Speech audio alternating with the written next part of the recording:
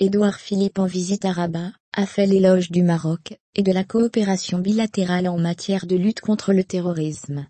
Il a aussi évoqué l'intransigeance de la justice française, avec les djihadistes français qui ont fui Raqqa, y compris ceux d'origine marocaine.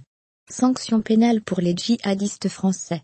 Depuis l'effondrement de Daesh, qui a perdu presque la totalité du territoire qu'il avait occupé en Syrie et en Irak, la question du retour des djihadistes français dans l'Hexagone préoccupe l'opinion.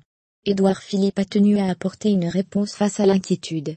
Le fait pour un ressortissant français d'être dans une zone de combat est pénalement répréhensible.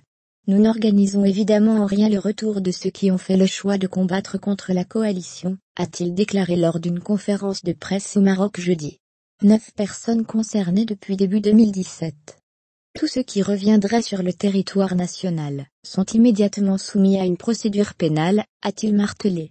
Le Premier ministre a en outre indiqué que depuis le début de l'année 2017, 9 personnes sont revenues sur le territoire national depuis ces zones de combat, et qu'elles ont toutes fait l'objet d'une procédure pénale.